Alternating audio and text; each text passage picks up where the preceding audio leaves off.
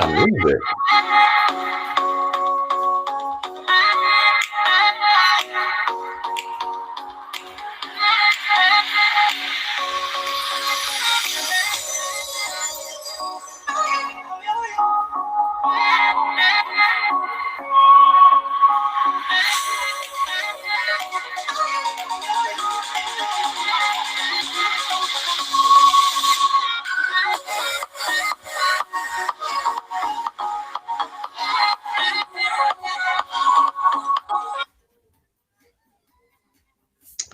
Oh my God. We are Hi, here. everybody. Welcome to a brand new episode of Wednesday Night Kiki. I guess that was a surprise bit for some music behind the picture. Anyway, what's going on, everybody? It's your boy, Kris Avalon. Welcome to a brand new episode of Wednesday Night Kiki. I already introduced myself.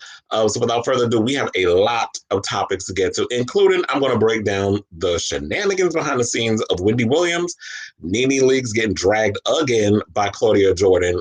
Them reads was so damn hilarious. I don't think NeNe got edges left or ever has a chance of them shits going back. So we got that. Tamar Braxton's appearance on a brand new episode of the Tamar Hall Show. It was good. We're going to break that down. We got some clips. Also, we got to talk about Miss Bussy. Well, his name is Bootsy Badass. He ain't no badass no more because after Mike Tyson dragged his ass on his own podcast, I think Miss Bussy met her match when he was up in here talking about gays and trans people. So he got checked and got his sexuality put in question on top of that. Plus, we have some topics about, we got some B-Boy Blues news. I got some Basketball Wives news. We can just brush over that real quick because I don't know anybody that still watches that show, but I just got a cute little announcement that I can bring up. And we got a whole lot more. Oh, and also we got a review of Bad Hair. Me and the guest I'm about to introduce watched it, and we're going to give you our opinions and our reviews on it. But first, without further ado, let me bring him in. Y'all have seen him a couple of times on the show already. He is the host of, well, co-host of Host Chat Live, and he also does DTA podcast. Let's bring him in, Mr. EJP, Eric J. Parker. Hello. We here. We back for another week. A couple of people was tuning in, but yeah. Wednesday Night Kiki. Yes. I mean, I'm not trying to be up in here trying to drag people tonight, but there was so much stuff that was coming out that some people probably gonna get dragged. You know, it's just inevitable. But first, you know, we've just been doing our thing and all the good stuff, but we're just gonna get right into the topics because a lot of times we just ramble on to the point where this shit be 2 hours. Trying not to have that happen tonight. We're trying to judge it down a bit. Still working on that, by the way. So yeah, let's get into the first topic, which is Wendy Williams. So, Wendy Williams appeared on her show on Friday. And I feel like at that point, that was the moment where everybody pretty much was like, okay, something is going on with her. What's happening? She's a mess. Somebody help her. But you're sitting there, we're all just sitting there, including her studio audience, which is her the people that work for her, are sitting there watching this train wreck as it's happening. So, we have a clip. Also has some exclusive news from B. Scott, who was spilling the tea. And all the stuff that they set up in there, I was kind of speculating anyway. But we're going to show you that clip in case some of y'all missed it. So, roll the clip.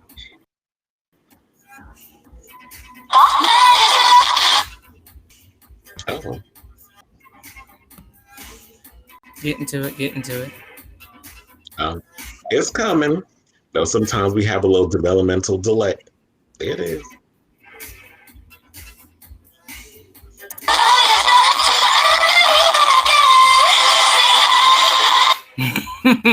Sorry guys, wrong clip there. Sorry. Yeah, that was I saw that was a little meme or something that was going around where they had her dancing and Madonna's hung up. Wait, so we don't have the clip? No, we have it. I was just joking around. I'm about to say, bitch, you started to make out. Our show look like NeNe Leakes, the Reed session. Like we How dare you, Kris? How dare you? She popped up in here. How dare you? Look, I know some of y'all be trying, but look, I can read myself at times when there's a little glitch in the goddamn matrix. It is not easy to produce a show. So yeah, we'll get to the clip. And do we have it? Yes. I can freestyle. So we Yeah, he keep got the it. audience is watching. Okay. Are we getting to? Oh, there. Oh Lord, there she is, looking half past dead on Okay. Friday's show. I roll it Yeah, right now. I don't know if she took some NyQuil. Oh, hold on. Yeah, it's so low.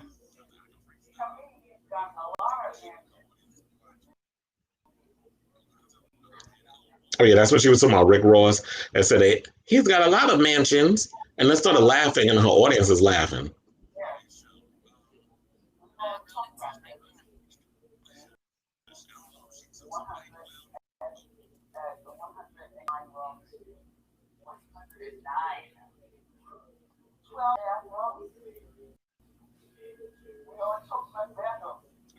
Mm-hmm. She moved kind of slow there. It seemed like her It's eyes not was for heavy. me, but She looked like she was exhausted, or she might have been under the influence. I'm thinking, although I'll say my speculation, I think she's doing alcohol mixed with prescription medication. She was giving me full on Anna Nicole Smith tease, where her entire staff knew what was going on with her.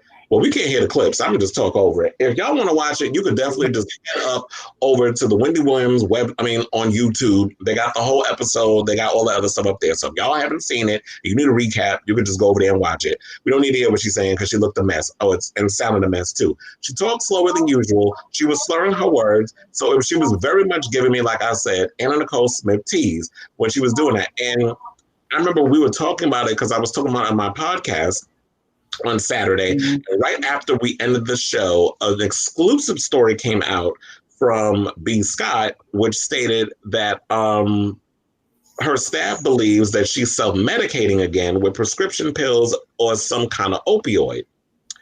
So the production, they're saying, like, according to a source, the production staff is at a loss of what to do. They said because of COVID, the staff sits in the audience every show, and they're constantly worried about that she's going to pass out on the air like before. That's what I'm saying. You want to know something? Halloween is literally a couple of days away, and I was just wondering that. I was like, well, if Halloween, like, are we going to have another passing out Halloween situation like last time? I really hope they don't have her dress up because I'm already thinking like that's probably a nightmare within itself.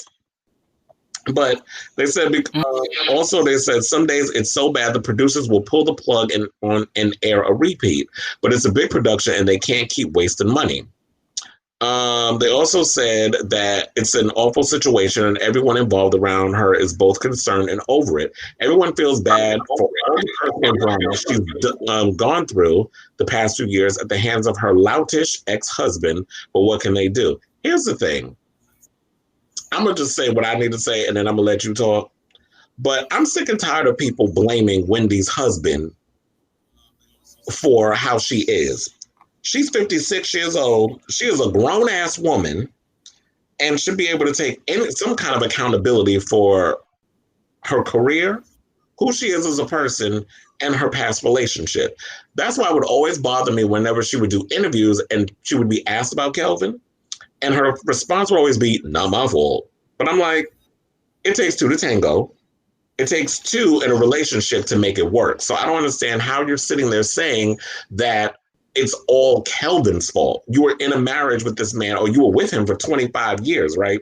I think they were married less than that, but they were together for 25 years. Throughout that marriage, they cheated. So clearly he didn't love her. That was a business relationship. And what I'm wondering is there must have been a lot of stuff going, because remember, she always said, he is the one that handles all the business. I just come on, you push me out put me on the purple chair, like push me out on a, on a wheelchair, whatever, prop me up on the purple chair, and I'll do the show the way I need to do it, and and then I go home and draw the blinds, and I'm done. That's what she's always said.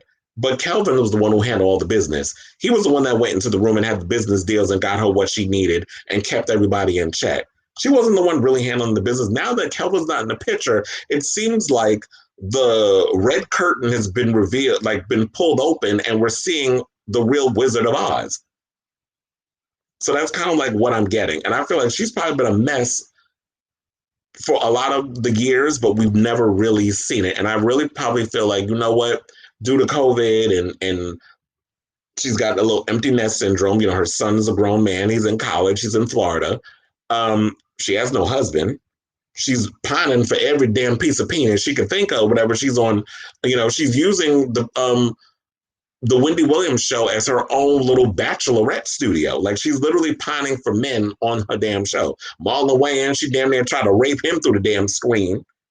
Then she was pining for some weatherman or some news reporter who was married. So, and then, you know, we always hear little stories here and there about her being in relationships with, I mean, like, or dating this one or dating that one and all that other stuff. So there's a lot going on with her, and I'm sure she's probably overwhelmed and all this other stuff, but I don't know. I feel for her. I don't like to wish ill will on people, but what irks me is also on Monday's episode how this was your opportunity to address things, and she gives me this, and I'm sick of her doing this. You're willing to get in the nooks and crannies of everybody's damn personal business, who they sleeping with, how many kids they got, and laughing at it, by the way. Always, this, like, whenever she talks about Future, even though Future is a hot-ass mess, and he's sloppy, and these dumb broads keep getting with him, but it's not about him. But every time we talk about he got 8 babies with 8 different women and all this other stuff, and it's funny. But when it comes to your business, you're vague. We don't know nothing that's going on. You talk about, entertaining us is so hard. You know how many people have been doing talk shows longer than you and have not had this situation happen to them? So why is it different when it's with you? So I don't know. What do you have to say about this? Because I could just go on and on and on about this situation, and I don't want to just keep ranting.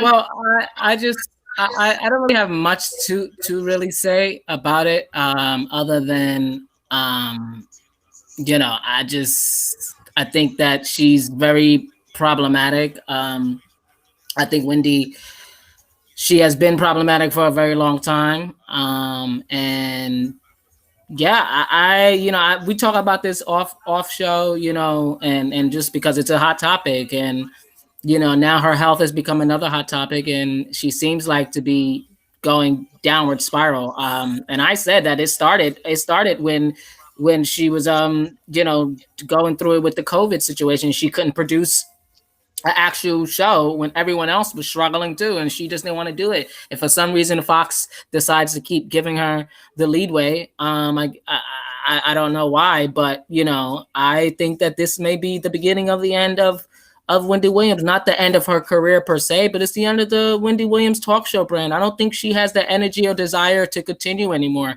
I think the only reason she does it is because of her fans, because they are the ones who really go on and show her true love, not the ones who are trying to, you know, get at her for whatever. But you know, the ones that are diehard Wendy fans, they want to hear her perspective. But at the same time, you know, I just feel like that she is very, very, very problematic. You know, she causes a lot of issues with you know, between her staff at times, and now it's becoming public again. Like it just doesn't look good. You know, it's not a good look.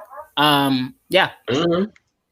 Yeah, and I don't know if anybody caught it, but I watched the whole episode because I was on the train. And, you know, being that when you're on a train and you're outside, you can watch stuff. So I was like, let me finally watch this episode, because I told you many a times I stopped watching her because it was first of all, she was confusing a lot of the celebrities she was talking about. She would mess up the stories of what it was like, almost like you don't research your stuff before you come out on stage and just say what you say in front of a live audience. So you're not properly producing a good show, giving us real entertainment. And then you talk about people we don't care about. Who gives a fuck about the goddamn Bachelorette? I don't watch that goddamn show. I don't care about no reality show about a mama's boy coming between, or a mother coming between her son and his girlfriend or whatever. Who gives a shit? Like, you're talking about shows nobody is going to watch or nobody cares to watch. It's what I'm no shade. I love my white people, but this is white people shows. Like, that's dumb. Y'all watch that dumb shit. I don't care about that. Give me I Love New York and give me my Ratchet TV any day. And I do like serious stuff, but I'm not watching that stupidness. But anyway, with watching, and there was something, what was I trying to get to? Okay, so during Ask Wendy, she made a comment to one of the guys she assumed. I guess he was British, but you know, sometimes the line between British men and gay men can be blurred. I don't know if he was gay. I kind of sensed it, but you know, I don't want to call people out and say, because there could be guys that are effeminate that aren't necessarily gay. Like you can't just. I don't like labeling people on things. But there was a guy that was on there, and she made a comment. She was like, he was like, I think it was talking about his a friend or whatever the case was messing with somebody who was cheated on her boyfriend with her boyfriend's cousin or something like that, and they were 25, and then she asked, I guess he got it confused or whatever, and she implied to him, because she was like, me or the girl, she was like, the other girl, basically calling him a girl, but as a joke. So I'm sitting there like, oh, so we making gay comments, though, that we're doing that again. So this woman has not changed. We know who she truly is. Y'all find it funny and kiki, ha ha and stuff. And I'm all for people who want to be funny and be an equal opportunity roaster. But there's a mean spiritedness that lies beneath some of the stuff that she says. Like she's unhappy, she's bitter, and all that other stuff. And when I can smell the bitterness in your energy, I cannot be around that. Like I don't like negative energy. Because if you want to roast and gag and stuff, I live for a good read. I live for a roast and I live for a gag. You know, the legendary Joan Rivers, she was an equal opportunity reader. I live for people like Bianca Del Rio, equal opportunity readers. But when there's an underlining bitterness to the shit you're saying, to me, it's just, okay, you really put your foot in that read. Like, I can sense that that's how you feel. You don't like gay people. Well, I don't think she's ever particularly cared for gay people, unless, you know, it's a situation of they could do your hair and makeup. So, oh, wait, I can't hear you. No, I was just saying, like, you're right. And you know, she speaks to this particular audience, and I think as gay men, you know, who watch Wendy, we have to just take it with a grain of salt. I mean, I talk to you know, DJ about it every day because he was the one that got me. Your partner is a Wendy Nista, like I am, and I've been saying that for long. Is that we've been Wendy? Like when I would comment in about this story when I was on, I think it was like ET Canada did an expose on it or whatever. Like they were talking about, like everybody else is. And I made a comment, and people are like, well, why y'all so pressed? Why y'all all been? I'm like, what? Then what are you talking about? I'm like, I've been a Wendy Nista before she had this show. A lot of y'all have not been familiar with Wendy Williams before the Wendy Williams show. I haven't been a fan of hers for 12 damn seasons. I've been following her since Hot 97. When Angie Martinez was about to bust her upside her fucking head for spilling her goddamn business. And that was a coworker when they were on the radio. So I go far back with that. Her BLS days when she had Charlemagne on there. That's where Charlemagne came from. That's where he got his big come up, was being a co-host on Wendy Williams' talk show. So I've been following her career long before this point.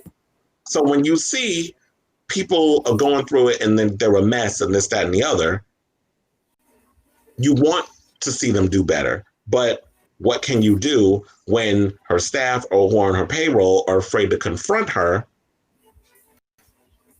and do what they can do to get her the help that she needs? I guess the executives over at Fox or Devin the Mercury are going to have to step in and really get in that ass and have her straighten up and fly right, which is probably what they did on Monday. They probably told her, honey, if you don't get it together, you were about to lose your job. You were about to lose your job. That's probably what they told her. Bitch, you about to lose your job. You keep it up. What was the we have the tweet of when DJ Booth responded and somebody went, oh, there it is. Oh, she look good. Damn, how you doing, Wendy? But we had the DJ Booth tweet where I remember somebody comment, oh, DJ Booth's bitter for commenting. Mm-hmm. First of all, he was tagged in the comment about Wendy and he responded. Yes, everybody has a choice whether they can or will not respond. But if you're going to tag me in something, and if I got an opportunity, I'm going to say what needs to be said. I don't work for her no more. So why is it always a problem when people need to respond about stuff? But what was... I was trying to see if you had the tweet that you could pull it up. But I can bring it up. I don't have the tweet. Oh yeah, luckily I do. So shout out to the Jasmine brand for this screenshot. So they said when Gary Banks said, "When do you need to stop your show and seriously get help? Your camp is just watching you spiral instead of sending help. Shame on them. I'll be boycotting the show until you get checked into rehab. Drugs will kill you. Please get help."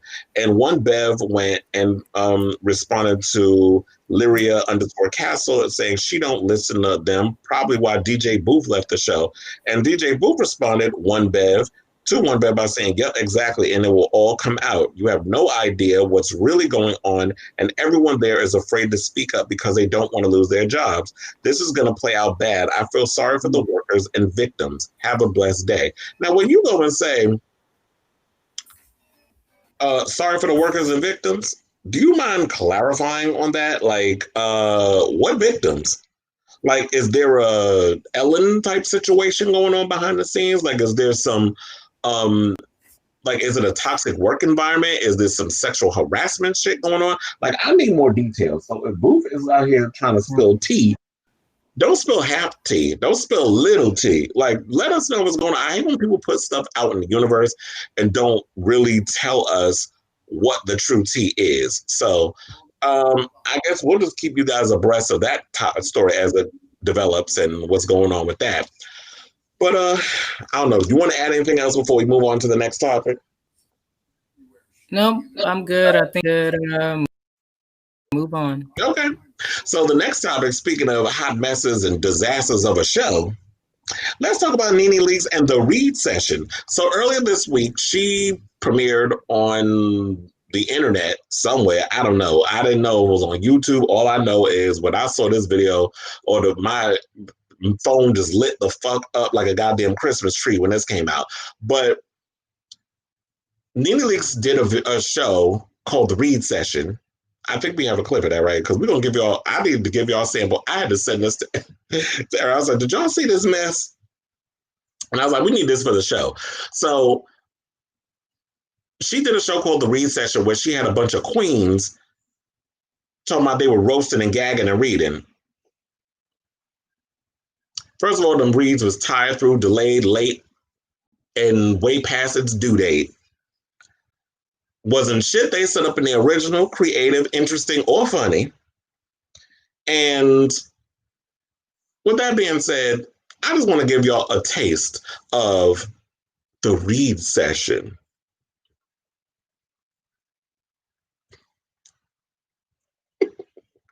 There's a reason why I'm doing this, by the way, in case y'all didn't see the video. Is it coming?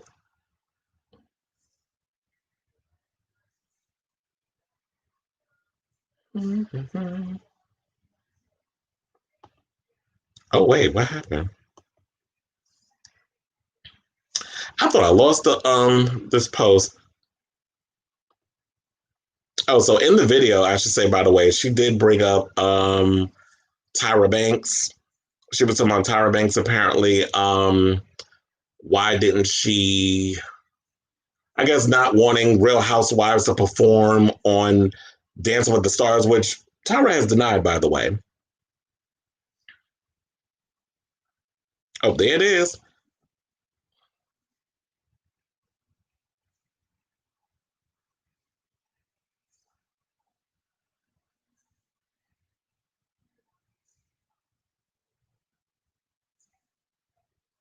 Does it have sound? We'll be talking about all the hot topics, honey. Hi, it's your girl, NeNe Leakes, and I know you've heard me talking about the Read Session, honey. Yes. Well, I found my readers, honey, right here in Atlanta, Georgia. And we'll be talking about all the hot topics, honey. We are a live reading blog, okay? Welcome to the Read Session. I thought of how big said something. No one knew you until you knew me. When you're looking for the light in the room, just know I'm the brightest in the room.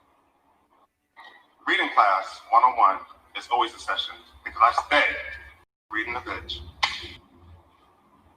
They say I'm too much. The truth is they will never be enough. Was that Cisco? We're now in session. So, guys, what do you think about the reports that came out about Tyra Banks saying that she didn't want any housewives on She needs Dancing cue with the cards. Stars? In particular, Bethany Frankel. That was one of the first things I said. Well, let me go first. Tyra, I thought you and I were cool, girl. I was on Dancing with the Stars before the bus.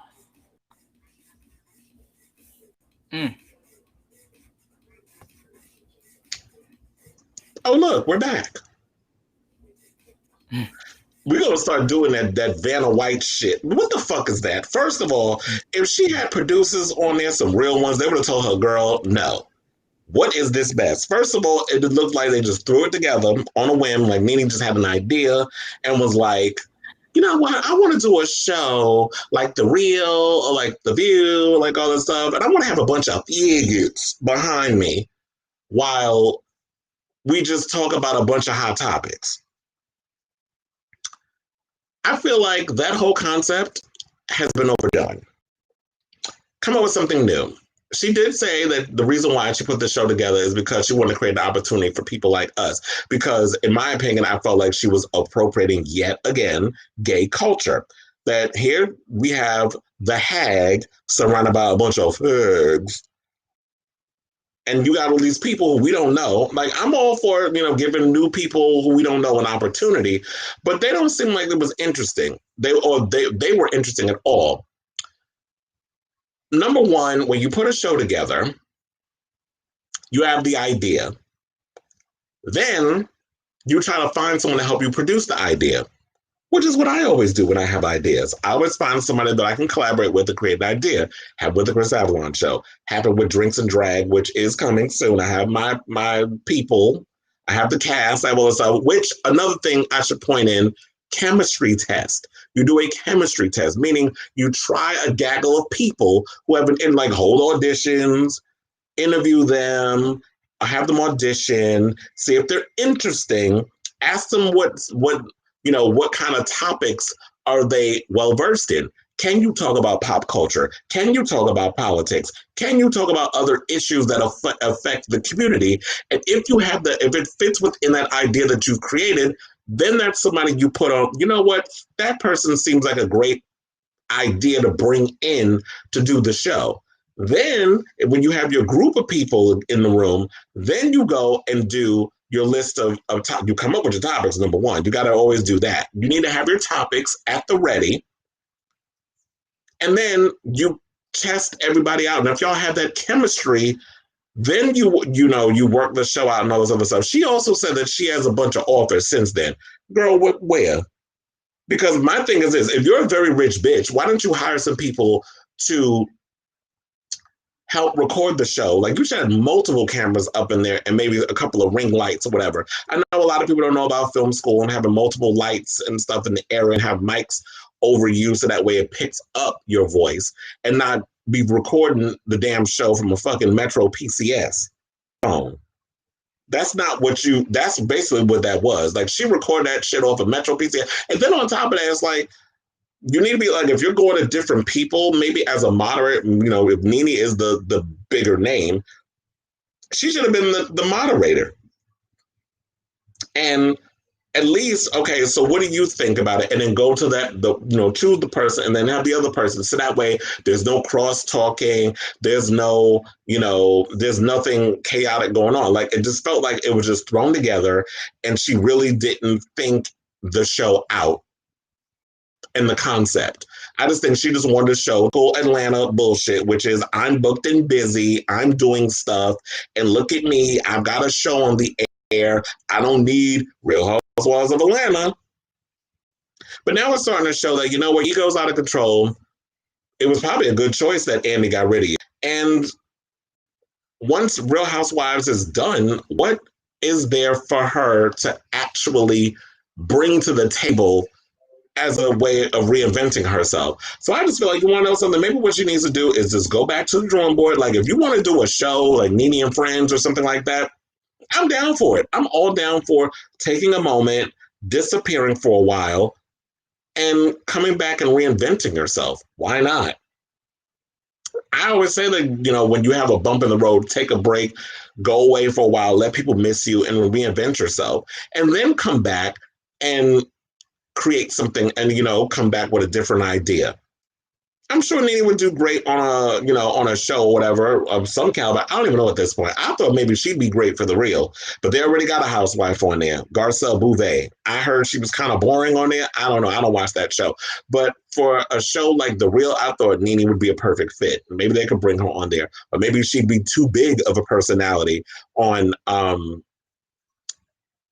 on The Real. I don't know, but I think she'd be a great choice. Let's go back to a time where EJ felt sorry for her when she was doing this Razzie Award winning performance on Tamron Hall, where she was feeling all sad and crying and stuff. Don't we still have that video? I could have sworn you said you did when we were in the pre-show. But yeah, oh, there it is. Let's play it a little bit.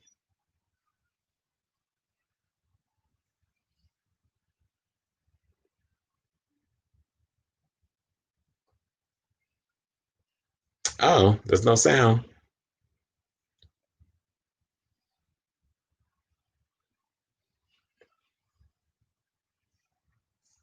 I wished I was smarter. I wished I was more educated. Entered into contracts and things like that, and I wasn't. But I don't want to say I regret. As we mentioned, again, you were one of the rare reality stars who then you were able to go on to Glee, which at the time was a major coup, being able to be on the cast for Glee, Broadway.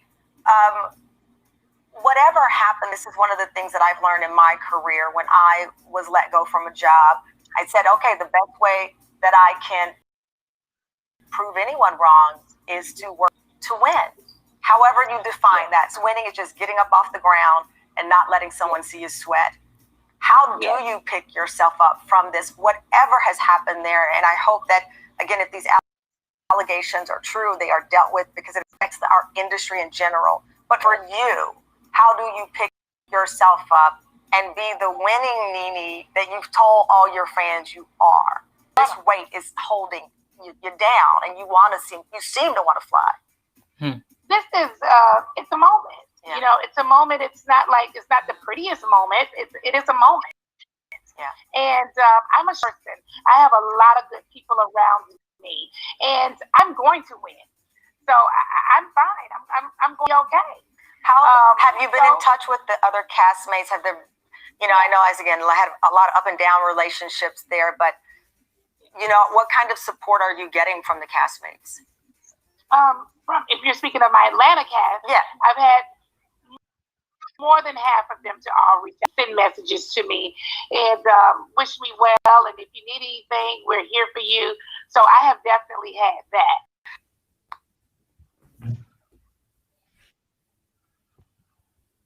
Well, child, there you have it. Mm-hmm. Well, what do I say about that? You want to know something? She did say that she wished she was a lot smarter when it came to contracts and this, that, and the third. Who does she have that is representing her? Because I don't understand how you could do a reality show for 12 years and you had so many opportunities. They named it. She was, Ryan Murphy had her on The New Normal, which lasted a season. I mean, it was a cute show, but we all knew it wasn't going to last, child. Especially on NBC.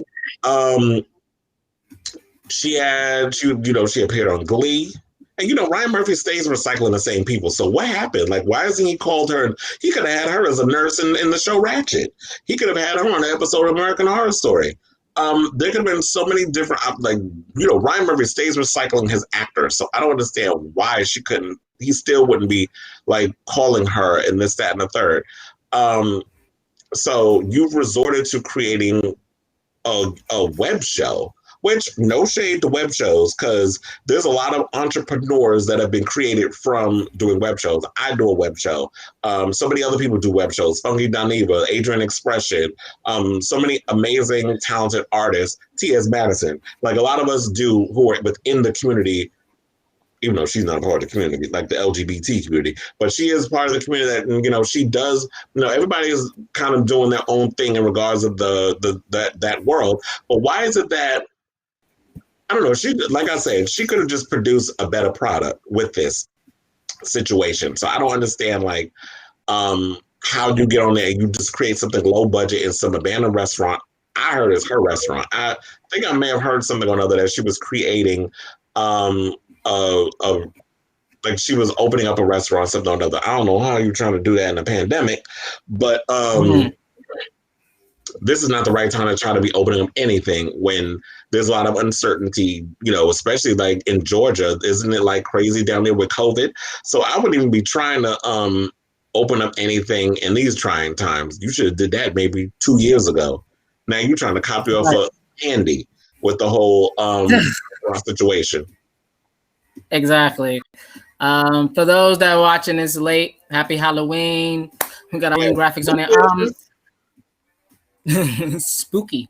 No, but I agree. I definitely you know, I was the one that like you said, I was the one that asked to put this video, you know, put this video on here. Like we have to, like, because it shows her, like, she started on one way, then she went another. Because you can't tell me that in that Tamron, you know, clip there, like she was, excuse me, Tamron, she was very much hurt. And then, as I told you a couple episodes ago, like that's what you do when you're hurt. You come out, you swing. You know, she even did the other video with Wendy, Andy Cohen. You know what's going on with Bravo. You know, so I think she's gone through a lot, and this reading session was an epic fail, unfortunately. I think it's an ego thing. Yeah, I think she need better people in her corner. You ask who's a publicist and stuff, and I don't know, but clearly they're not giving her the best advice. Yeah, the show clearly was something to satisfy her ego. A lot of things I always feel like she does is self-serving. There's nothing wrong with doing stuff for vanity purposes, but to me, it's just like when it's always one-sided, that's when it becomes a problem. For example, like, and then we're going to take a break after this, but I just want to wrap this up. For example, there was a story that came out that she didn't appear. Well, this has been out for weeks, but it's escalated to the point where she and Claudia Jordan, who was on season 7 of The Real Housewives of Atlanta, have been going in and letting have on social media, almost to the point where Claudia had to snatch NeNe's edges yet again, because she didn't do it in season 7. Like, she was the only one I feel like on that show that has come the closest to be able to read her down to the ground. And she did it again on social media. And that shit was funny. And I'm going to read you what she said. But so you talk about a reading session? Maybe Claudia Jordan needs to headline that show and get some real gaggle of queens on there. I mean, I don't know who you can get. But my thing was also like, if NeNe's going to do a show of that caliber, why didn't she could have had somebody like a Bobby Lights or a Karamo Brown or somebody like that of that caliber on there. You pick somebody who don't fucking know. But yeah, so NeNe basically talked about, and shout out to the Jasmine brand for this tea, on why she didn't attend Cynthia Bailey's wedding.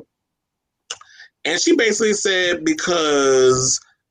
she said, if I said I turned down an offer that I had on the table, which was way more than $125,000, which is what they said I asked for. So now I'm going to turn that money and ask for $125,000. What for? I would have taken the real money. That don't make any sense.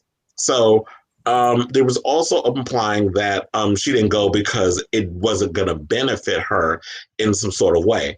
And I was like, well, when you go to a wedding, it's really not supposed to benefit you. It's supposed to be about whether or not, like, even though, you know, NeNe and Cynthia have had their issues, and, you know, Cynthia ain't gonna say shit because she always just basically just takes abuse from people. But if I'm gonna go to a wedding for someone, and yeah, we've had issues in the past, but we've come to a place where we're cordial or we're cool, but we're not where we used to be. But you invited me to the wedding, I'm gonna go. because I'm like, you know what? We may have had our issues in the past, but I'm going to support you as a friend. We may not be the best of friends, but even though, there's been, like, I've had situations with friends that we've, broken up. We decided not to be cool with each other, and then years passed, and then a tragedy happened. And that kind of brought us back to being friends again, or whatever. We all, a lot of us go through it happens when you get older. You go through your situations with people that you're friends with, and then you part ways, years pass, you run into each other, and it's kind of like, you know what the fuck were we fighting about? It was so stupid. Let's just, let bygones be bygones, let's make up. So apparently NeNe couldn't do that. And Claudia Jordan basically made a comment about it by saying this. She says, it didn't benefit any of the guests to come if we didn't care about Cynthia and Mike. But when you care about someone, it benefits you plenty to see them happy and smile, and you get something out of that. I love seeing people happy, even people I don't rock with anymore than we are, that we make a fool out of ourselves. Bad answer. Just say you make it or felt you comfortable going. Okay, when people be writing on social media, they be writing fast and stuff. So I'd be like, that don't make no sense.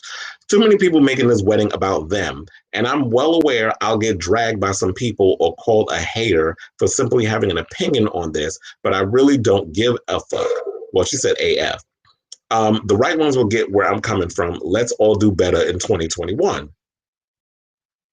So, of course, a fan decided to assert themselves in the situation, and this always seems to happen. So, famous people aren't allowed to make comments about things, but random motherfuckers on social media could say some shit, and it's fine because they're random.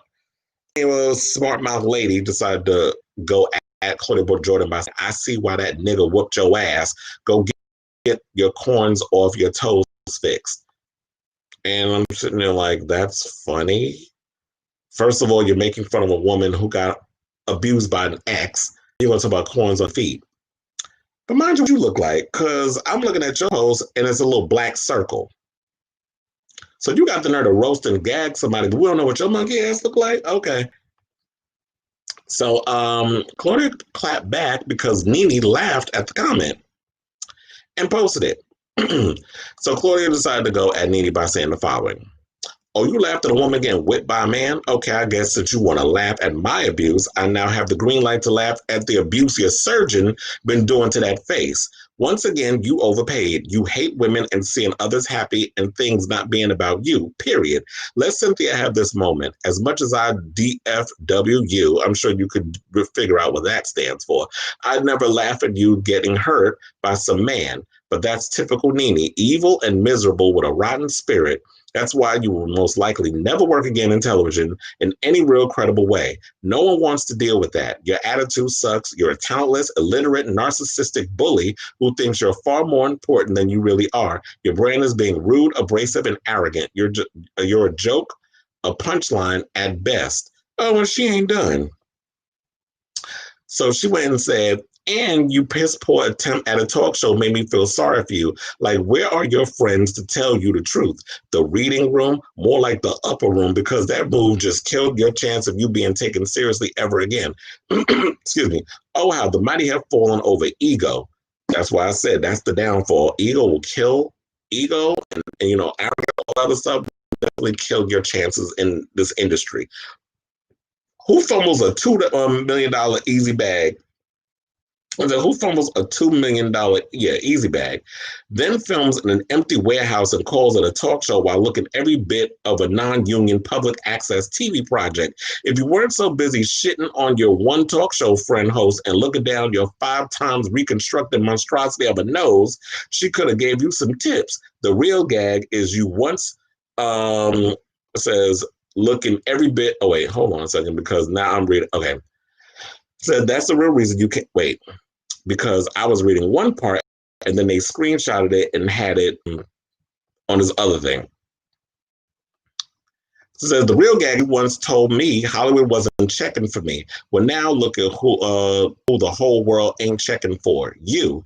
And I've been doing you a favor, keeping it real cute and surface with you, but you just gave me the green light, Miss Leak. Speaking of leaks, maybe it's time I leak the backstory of how we came to know each other back in 2009 when you needed an assistant, but while you were out bopping behind Greg's back with a certain football player. That's the real reason you came for me so hard in your show. You knew I knew and kept your secret. You thought calling me a hoe would make you less of one. Nah, B, only one of us has ever traded for red bottoms, and it ain't me.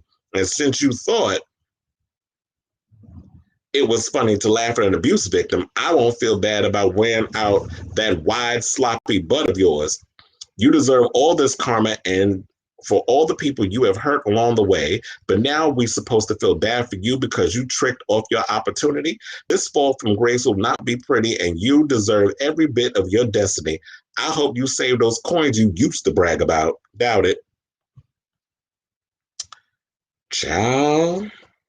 Now, if that wasn't the drag of all dragations, I don't know what to tell you. But on that note, I think we're just going to take a commercial break because there ain't nothing else I can say about that.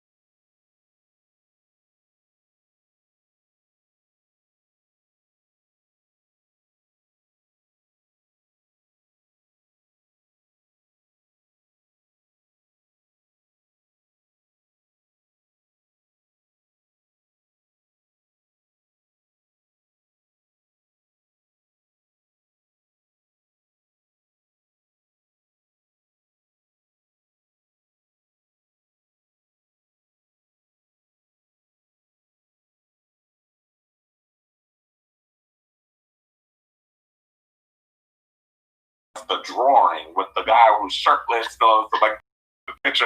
But I got that book. Yeah, this is one of the first ones. Wait a minute, you Broderick Hunter? Wait, hold on now. Sir Mermaid knows who Broderick Hunter is. Who is that? I've never heard of him. Wait, what? Wait, child. Now we need to Google and find out who he is. She's like, oh, he's so fine. Wait, hold on now. Now I need to do a little Googling. Schmoogling. Who is Broderick Hunter? I'm like, I've never heard of him. Oh yeah, he is. Is he the lead? He's dark skinned, gorgeous. He was born in January 3rd, 1991. He's 29. I believe he's probably playing Raheem, if I'm guessing correct, because he's dark skinned, tall, muscular. He could definitely play a B-boy. Ooh, them lips, child. Okay, yeah, we need to put a picture of him up on the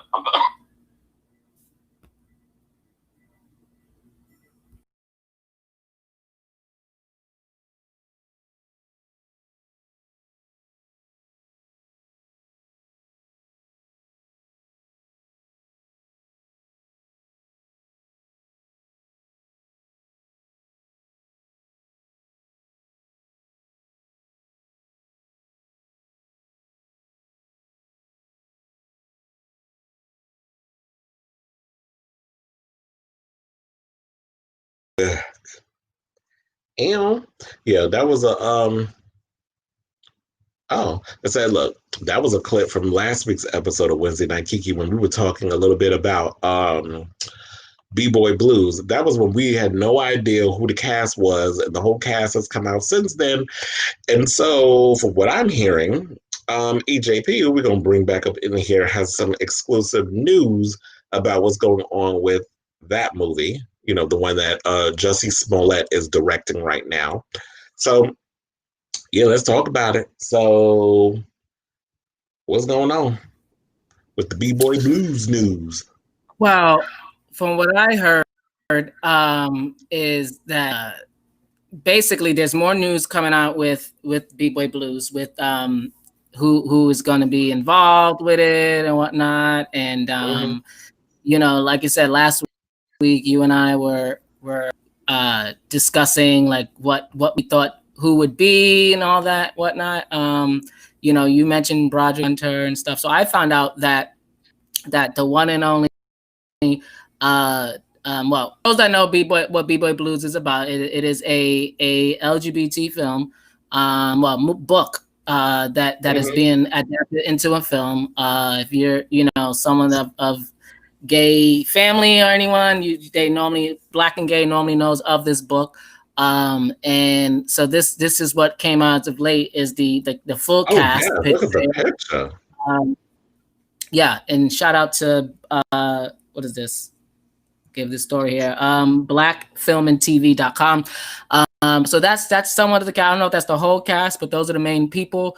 And one of the people that I found out that who's a part of this story here with him is an out artist by the name of Bryant. And I think pretty great for him. He is probably one of the most unknown stars in the movie. And I just think that this is going to be a big breakout for him. That's what Brian like, everyone. Brian definitely wait, hold on. Brian is definitely some trade, honey. Like, we've been following his career for a long time. Like, Brian is somebody who's been in the out music scene since what, like the 2000s? Like, he's been doing it for a long time. I mean, he doesn't put out a lot of stuff often, but yeah, he's been in the industry. And maybe, you know what? I think acting is a great transition to go into, especially since I feel like we're about to get a resurgence in out cinema in regards of, people of, Black folk. Because with the opportunities of everything and everything that's coming out now, I really feel like with Invisible Life on HBO and B-Boy Blues, this may open up a door, hopefully, because we've seen it at one point when Patrick Ian Polk kicked the door open.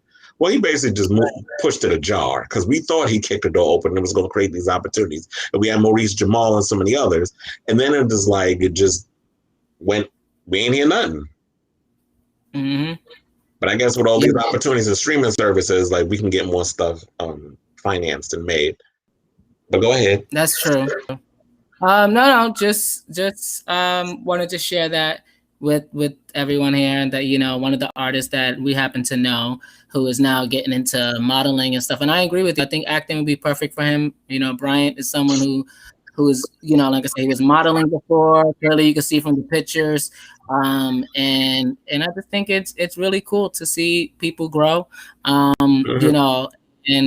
But to that story that we were talking about earlier from Black Film and TV, they had the full breakdown, and Deadline was the first to report it. And then as far as the cast, real quick, we got Lettucey, Grammy-nominated singer, Timothy Richardson, Thomas Mackey, Brandy Evans, and James R. Hardy is the author of the 1994 novel B-Boy Blues. Who co-wrote the script with Jussie Smollett, by the way? Right, co-wrote the script with Jussie, and also rounding out the cast is Broderick Hunter, Landon G, Woodson, Michael Jackson Jr., Marquise Vilson, Jabari Red, Brian Lucas, Heather B, Eric Williams, Otis Winston, Taisha Thomas, Jahil Kamara, Andre Virgo, and Bryant Bailey, who we just spoke about, Lara Phoenix Williams, and that person I can't say his name. But we know who you're talking about. I support you. Just say that. Yeah. If y'all seen The Meg, then you be talking about. And The Meg was the megalodon that was in the movie. So, the giant shark. So then if you saw his teeth, who we talking about. But anyway, let's move on from him. And then also, I was just thinking as well, since Heather B's in the movie, that means that Jussie can go on Sway in the Morning and promote it. Interesting. Since Heather B is on, she is a part of Sway's, that show. So, but does she have more pull than Homegirl on? Are you talking about Angela Yee? I think she's. You're talking about Angela Yee on The Breakfast Club? No, I feel like Heather B is pretty much like well respected when she's part of his team. So I do feel like if Jussie was to go on the show, like it's an opportunity also for Heather B to promote herself being in a movie. So I don't know how big or how small her role is, but like anything to promote, like to get fans or whatever, or hip hop fans. Because look, I know a lot of people try to act like that gays and hip hop don't mix, but they do, or they don't want us a part of that community. But we've created our own community outside of the mainstream. So, I'm excited for the movie. I can't wait till we get to see it. I don't know when we'll get to see it. I mean, I know they're currently filming now in New York. They just started, like a week or two ago? So I can see this as possibly being a month-long or maybe 6-week production. Who knows? Maybe it'll end up coming out in 2021. I mean, I don't know what the state of the movies is, but hopefully, we'll get the opportunity to see these movies and this movie. If it don't come out in the theater, hopefully on a streaming service. So let's move on and let's go to Tamar Braxton appearing on Tamron Hall today. So I don't know if y'all saw it, but we got the clip and all the other good stuff, and I'll give you all the highlights. If it doesn't come up or whatever, because we've kind of been having a little video issues. Sometimes things happen when you're when you're producing a show for the web. Things don't always work the way you want them to. But anyway, so she appeared on Tamron Hall today, and she spoke about everything from the sexual abuse that she endured when she was younger, and how a family member revealed that information on to the producers. She didn't say who though. On Braxton Family Values when they did the Iyanla episode. She also talked about the ex, David Adefesa, who I felt is an opportunist. He's claiming that she deleted the video of the attack in his car because she said that he has a camera in his car and he has the footage. He's claiming she removed it. I don't think any abuse ever happened, personally speaking, between him and her and vice versa. So yeah, she opened up about a lot of things, even the suicide and all the other stuff. And I know she was upset over Braxton Family Values, you putting that in the trailer. And I'll talk about that in a little bit. But first, I want y'all to check out this clip of Tamron talking exclusively to Tamar. Roll the clip.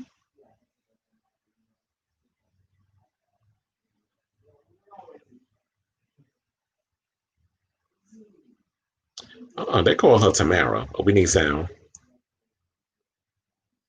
Any point, David and I in a relationship. Says you videotaped it and you threatened to No, I voice recorded it. He videotaped it. He has a camera in his car. Does that video or your voice recording show any physical abuse? No, it doesn't. I mean, he showed text messages and between he and I. But nothing that substantiates. You say what? No, he has the video. He has it. It was in his car. Release it. No, let me tell you something, Tara. I loved David. He was my best friend. He was an amazing, amazing partner. He was my son's best friend as well. They were best friends. And it's just so hard because through everything else, I never expected this from him. Now I have to be real with myself. Is he acting like this because he found me the way that he found me? Probably. I don't know. We're going to let you get yourself together.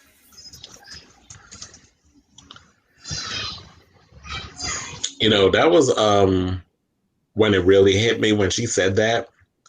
Do you think that he's behaving like this because he found her the way he found her, meaning unconscious, and he had to rush her to the hospital because of the attempted, or the suicide attempt?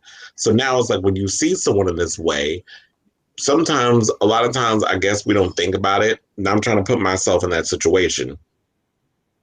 I'm sure we've all had our moments where we've thought about suicide. I will admit I have thought about it a few times, but I've never been the one to actually do it. I cannot take myself to that point because then I start hearing my mother in my damn head for some reason. That woman's voice is always in my head about something, even when I'm not, around her. But so her getting to that point, a lot of times we don't think that our actions, how it affects other people. And so he's probably was emotionally traumatized, but because I've watched Get Your Life, and he goes on this, I'm a man, and that African machismo stuff, I'm a man, and I'm this, and I'm that, a lot of that. Men don't show emotion, men don't deal with certain things, and when you have that mentality, it will take effect on your physical and your mental health and this, that, and the other. And she also talked about in the show that she was diagnosed with depression and anxiety, but she's not taking medication, but she's in therapy every day. And I like the fact that she's working on herself. She's also talked about that she's worked, she was in therapy working on her, mending her relationship with her family, and how she's talking about stepping away from reality TV. So I don't know. The sister said that she's going to appear on Braxton Family Values. So I don't know if that's actually going to happen or if it's not going to happen. But I guess we'll see if it happens when the new season of Braxton Family Values airs next Thursday on WeTV. Speaking of which, she's upset over this because in the Braxton Family Values trailer, they show the sister, what was it? Tony was in the studio recording some music or whatever. I don't know if this was during this recent album that came out when that old suicide attempt. It feels like the album came out before. But she remember still working on music, some in some other capacity. How some people, even when they put an album out, they still be in the studio just recording stuff. So I'm wondering. So there was a scene of Tony in the studio recording music, and she gets a phone call and she runs out. Then they're interviewing Evelyn and the sisters and all other stuff, asking them about the abuse. I mean, not the abuse, but the suicide and how it made them feel. So it's not like they show, on one hand, they show, it's not like they're showing Tamar on the floor, passed out with vomit coming out of her mouth, and God knows how it was that she was. That would be taking it too far. But with her, I feel like what's wrong with, she was upset over the producers for the fact of them interviewing the sisters and how it made them feel. I feel like if you're doing a reality show, why not comment on or ask them, okay, well, this is what happened, how to make you feel. It's a reality show. So we kind of want to see things play out. It's no different than what, even though I call them fake, if any tragic situation happened with the Kardashians, you're in a contract. We're supposed to follow your life as it's happening. So I'm going to ask you the questions. So it was an enlightening episode. If you haven't seen it, definitely check out that episode of Tamar Braxton. I did post some of the clips I did do an article on it. So head over to Tribe, TRBBE.com, and check out the article. I did write a full article with the pictures and the highlights and all that other stuff. I mean, not pictures, but video. There's YouTube video clips. I kind of wish YouTube would show her full episodes, but I do get to watch Tamron because I have the OWN network. So, and it's part of my cable provider. So if you have OWN, you could definitely check out the episode if you missed it today on ABC. It was a very good episode, and I like seeing Tamar being vulnerable and admitting to herself that, you know what, the monster that was created of the reality TV, the reality TV monster and the overall pressure to produce good television. And sometimes you hurt those who you love, embarrass friends and family and this and the other, just because you want a gotcha moment or something for the sake of the ratings. She talked about all that and a whole lot more, and that reality TV machine that sometimes you get engulfed in. So it was very light, and she did take some responsibility for some of it, because I was like, if you was gonna pull a full Wendy Williams and just act like or a Donald Trump and act like you have no fault in certain things that you do, then I can't be bothered. But I like when people can acknowledge their faults in a situation and do what they can to make it better. Okay, so let's move on to the next topic, which is Mike Tyson checking Miss Bussy. You know, I don't call him Boosie Badass anymore because ain't shit bad about that clown. So he appeared on Mike Tyson's podcast. And, you know, they started talking about a whole bunch of other stuff, but he was in Planet Fitness or whatever, because, you know, for somebody who's an amazing rapper, you can afford as a Planet Fitness membership. What's that, $10 a month? So we're going to take it back to what he went and he did a little video where he basically talked about Zaya Wade, who is Dwayne Wade and Gabrielle Union's child coming out as trans. So he goes, that is a male, a 12-year-old. At 12, they don't even know what their next meal gonna be. They don't give a shit. I mean, they don't have shit figured out yet. He might meet a woman, anything, at 16 and fall in love with her, but his dick be gone. How he going like, bruh, how you going too far, dog? First of all, I can't. Like, that hurt my spirit even trying to talk like that, because you sound dumb. And then he went on and say, like, bruh, if he gay, let him be gay. Like, don't address him as a woman, dog. He's 12 years old, dog. He's not there yet. First of all, this is so problematic in so many levels because you keep referring to Zaya as a he. Zaya's not a he. He identifies as female, therefore he is a female. And if a child is telling you this is who they are, let them figure that stuff out and respect them trying to figure out who they are. But you need to worry about your own damn kids, because remember, he was up in here talking about how he let a grown woman who was a prostitute blow his 12-year-old. Now, I don't know why the cops wasn't calling him and ACS and all other stuff, but that's okay. But a child coming out as trans is all of a sudden problematic. But we do have the clip of Mike Tyson basically grilling his ass and pretty much saying what I've been thinking and saying many a times when I've talked about Miss Bussy on the Kris Avalon radio show. Roll that clip.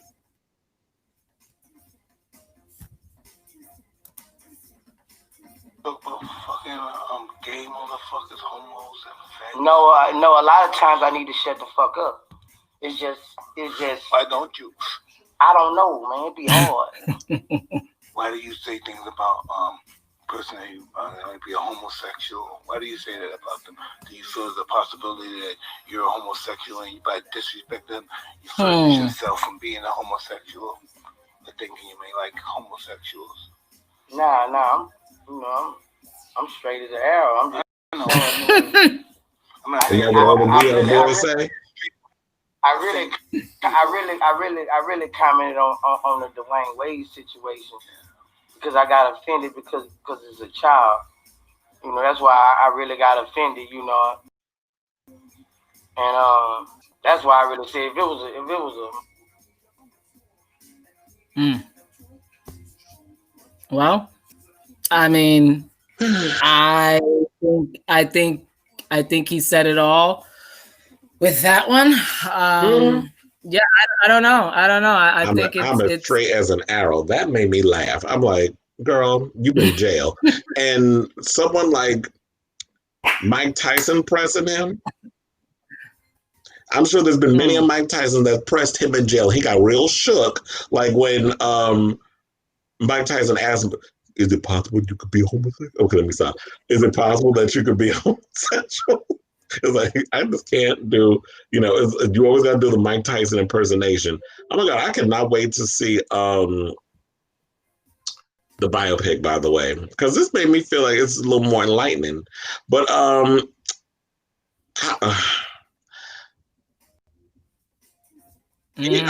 just love the fact that he was like, who the F am I to say anything? But I'm like, yeah, who are you? Now you've come to that revelation because you got dragged on social media. Like, who are you to even speak on someone else's child about how they should raise their child when are you out here raising your own kids?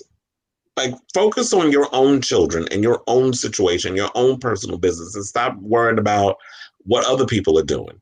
But I'm sorry. What were your thoughts on it? No, we both agree. You know, he is nothing new. No one, you know, he's legendary for his gay epithets, homophobic, slang, if you will. And he's not alone. There are a lot of Black men who feel like that, who think like that. And unfortunately, some of them are in our community, in our families. And I think he got what he deserved. I'll say that. Mike Tyson made him put his foot in his mouth. Basically, you keep putting gays in your mouth, then you must be gay. You keep putting gays in your mouth, you actually end up with a gay in your mouth. Thank you. Hello. So yeah, it's a very good interview. If you guys haven't watched it, it's called Hot Boxing with Mike Tyson, and it's on YouTube if you guys have not seen it. So he's done a lot of really good interviews. Like he interviewed Eminem, he's interviewed a whole lot of other celebrities. So I find it funny that like when he says a lot of times I need to shut the fuck up, and Mike basically asked him, why don't you? So yeah, basically. So it's sort of like, it's not like, now let's say this. Now, we're not going to sit up here and say that Mike Tyson is pro-LGBT, because he did say that he agreed with Bussy on some things, but it's not his place to judge other people's life, or, sometimes they like to say lifestyle, even though, I have a problem with the fact of anybody calling anything LGBT related a lifestyle, because it's not a lifestyle. A lifestyle is basically you throw on a new outfit, and then when you get home, you take it off. You cannot take being attracted to the same gender off of your body. Like, I don't understand people say that, but I don't want to go on a tangent about that.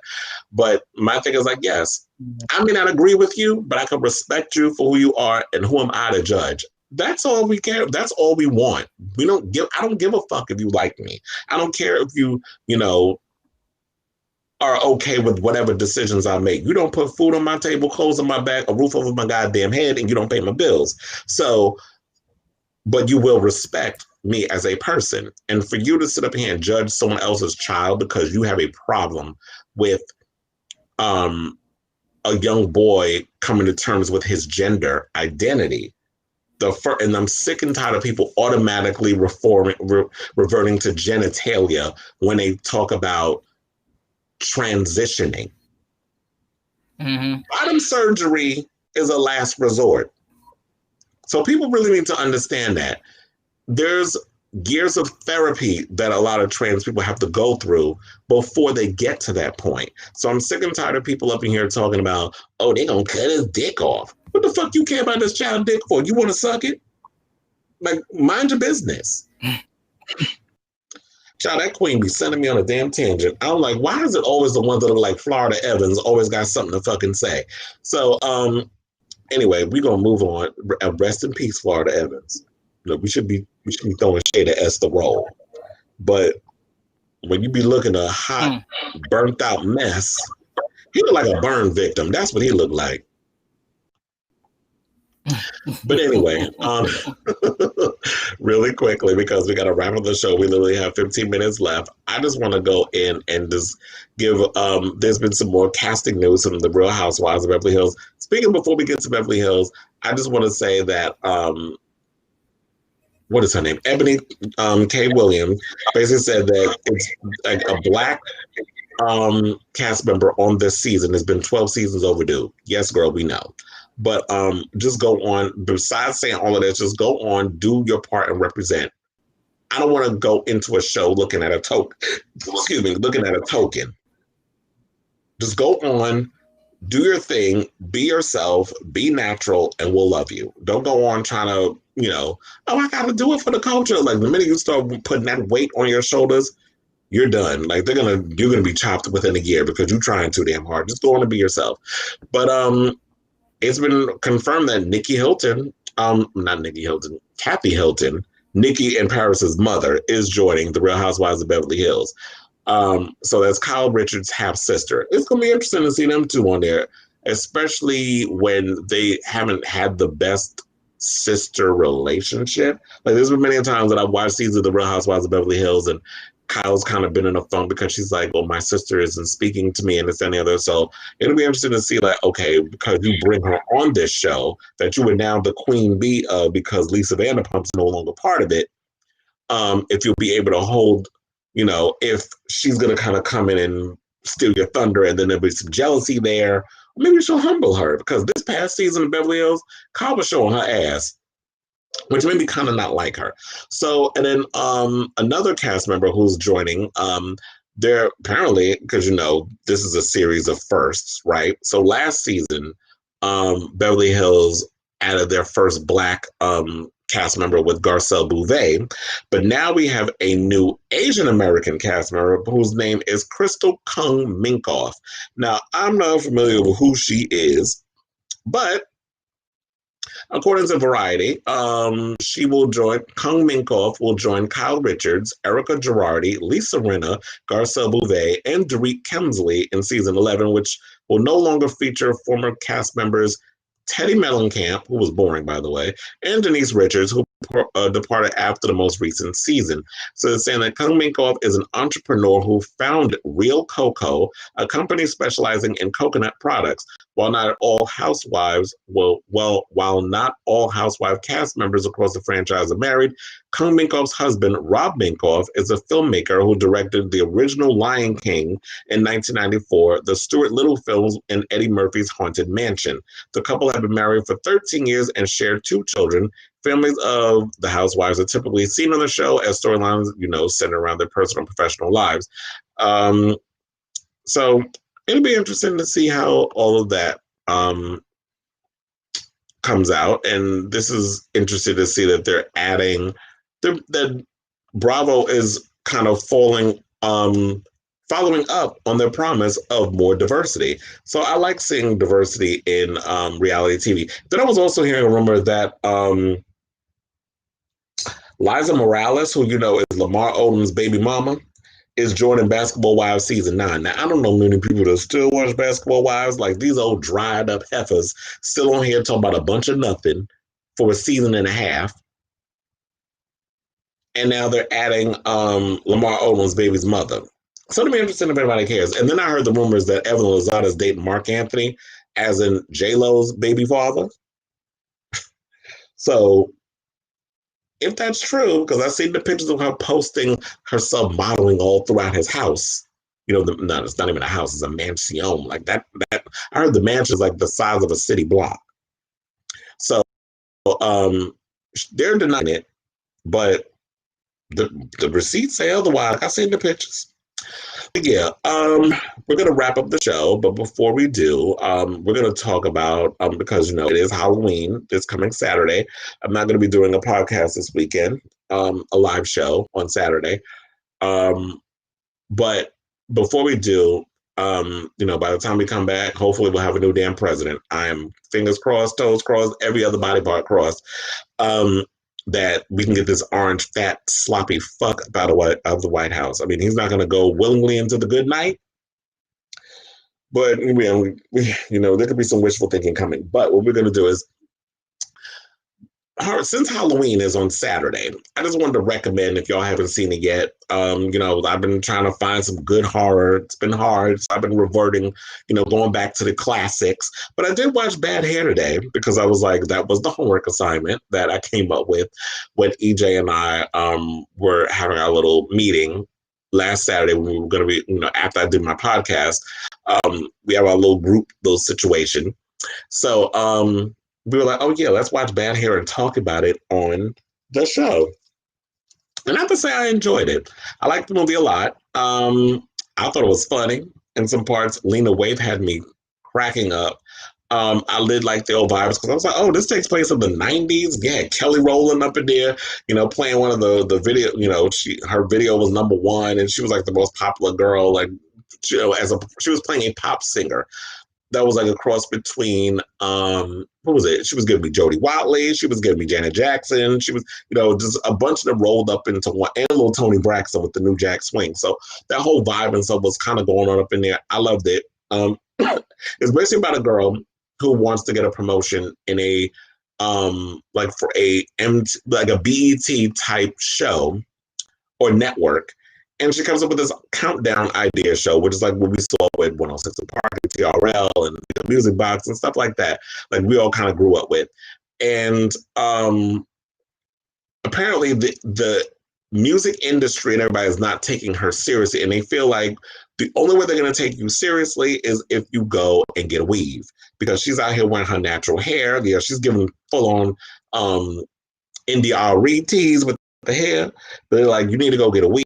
You need to go, that's the only way that the mainstream will take you seriously. So she goes to this woman at the beauty salon, played by Laverne Cox, by the way, who was giving full on gothic voodoo priestess, with the hair.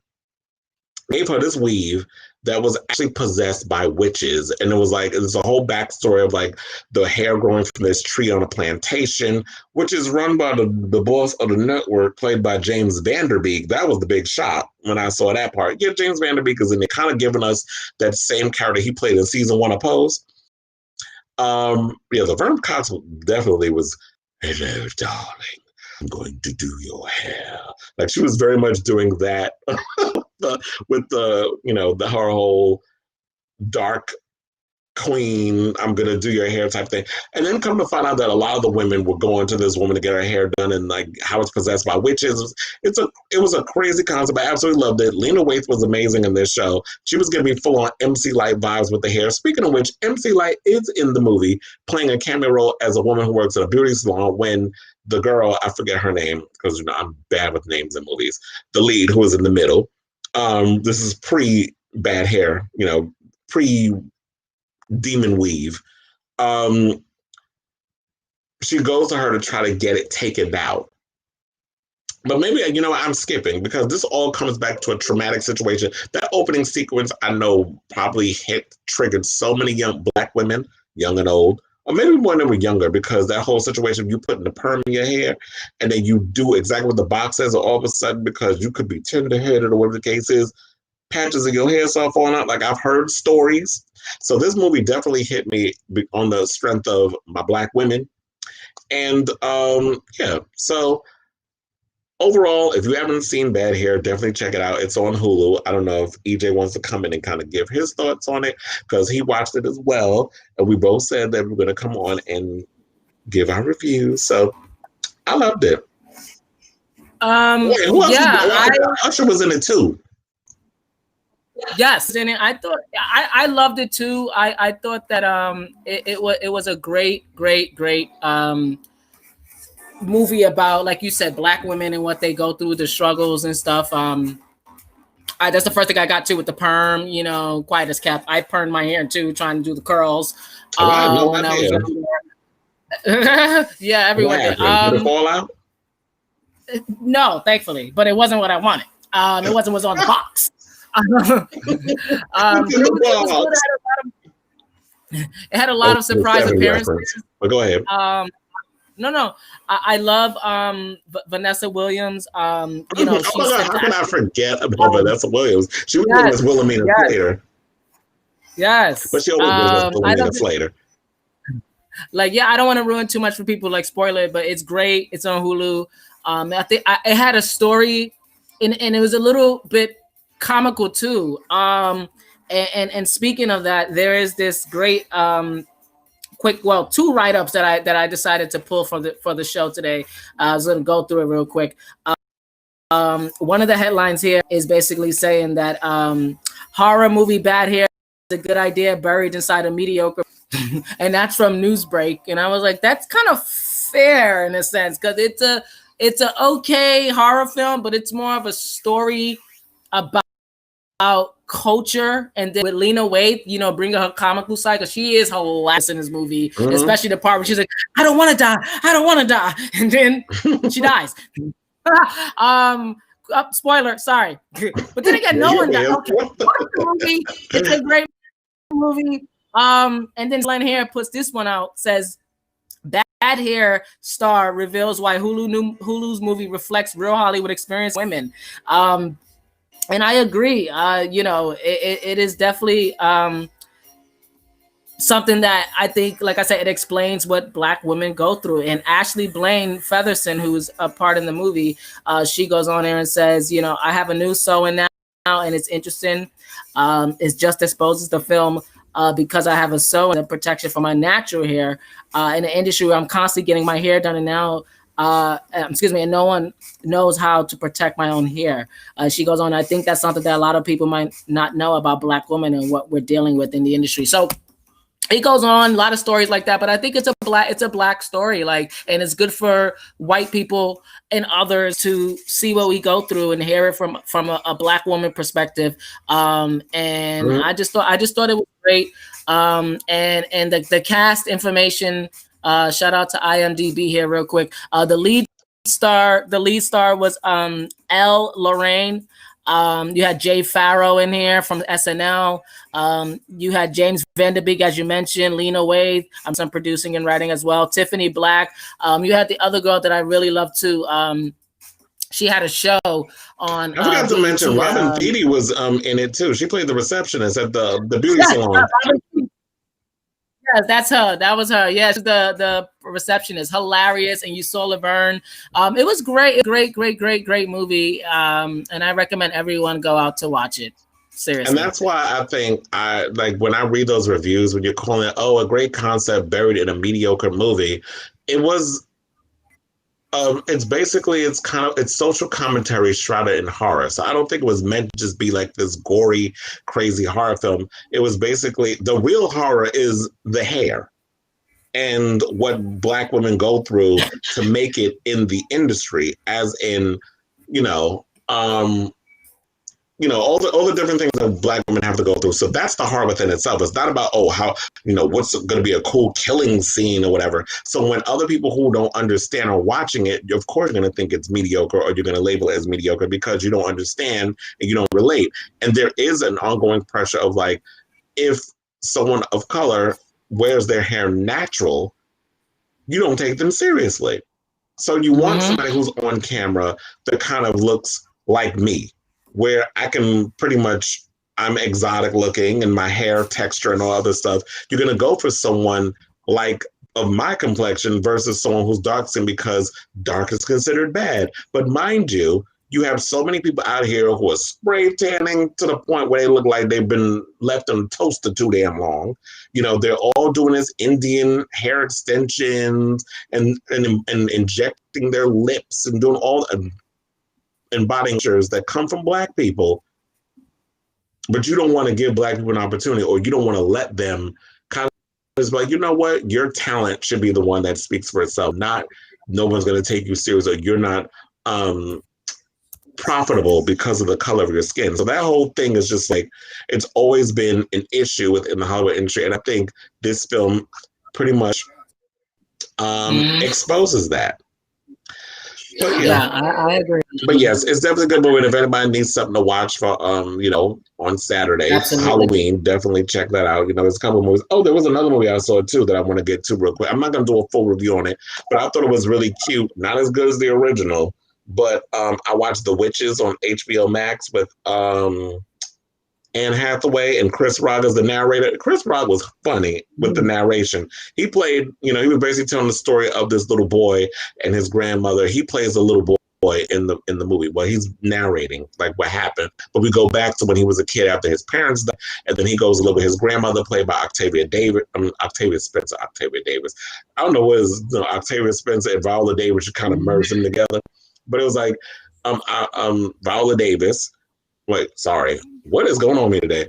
Octavia Spencer plays the grandmother, and then they wind up, I guess he encounters a witch in a supermarket who smelled him after he finally came out of his little funk from his grandmother, after the parents died. So they're like dancing around, and the witch encounters him, and they go into a supermarket. He tells the grandmother what happened, which goes and has her go back to a time when she was little, and Anne Hathaway's character, the main witch, basically turns her friend into a chicken. So she basically since then has had like this little room with like all this little magical stuff that was going on in there. So they go away to this hotel to get away from the witch. Comes to find out the hotel's holding this function for witches. So the movie was cute. I had no idea that Guillermo del Toro co-wrote the script. Wait, what happened? I said, you actually just gave a review without when you said you didn't want to give a review. I know that always happens. Like, I'm not going to give a review, but definitely I wanted to give maybe I should say I want to give a short review. So to me, in my opinion, the best high witch will always be Angelica Houston. Anne Hathaway was giving me Ivana, not even Ivana Trump. She was giving me a Melania. That's what I was trying to get, like, with the over exaggerating the accent and just going very over the top with her witch. I didn't like how they made her face look. Also, it was very CGI versus when they put Angelica Houston in makeup to make her look like a crazy evil little witch. So I kind of wish they would have kind of went the animatronic sort of, old school route versus, let's just put a bunch of dots in your face and we'll just do it in post. So I don't think there was too much special effects in it, where I like a lot of natural props and things. I like when they do it naturally, sort of like when I watch movies like Evil Dead, how they had like a tiny little budget and they basically did everything themselves.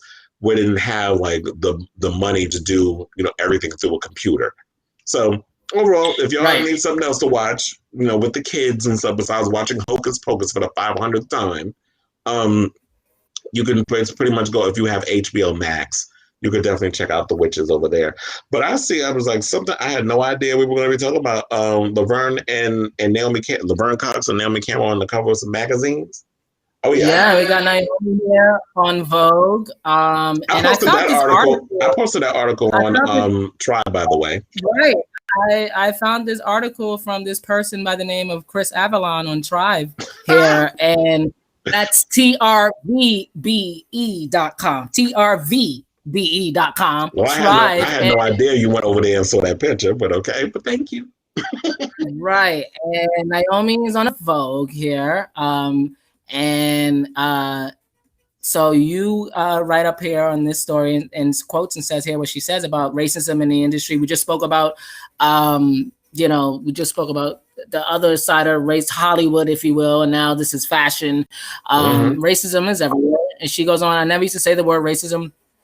I just used to say it is territorialism. Wow. Yeah, that's a big one. I never wanted people to say that as excuse. I was throwing that word out. Now I'm happy that everyone's all on the same page. Everyone feels comfortable to come out about their experiences without feeling some stigma. But for me, nothing's changed. I'm going to speak the same way.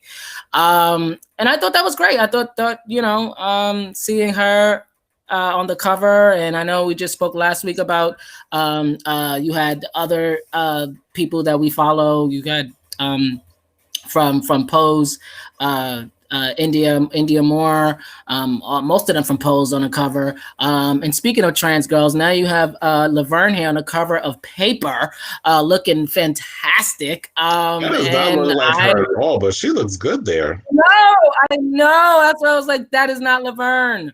But she looks great here. And in there, she's talking about, voting and what it means to her. But she's also making headways here. And shout out to alluremagazine.com. And by the way, if you guys want to read the Paper magazine, that's out now, by the way. But Allure magazine has this story here about her, how she broke heads on the fashion runway wearing this fantastic dress that is clearly made out of braided hair. If you look closely at the dress here, it is made out of braided hair. And I think that's everything. Like she literally had them write an article about that, and I'm like, only Laverne can have the white media going crazy over how she spins the heads away, And I just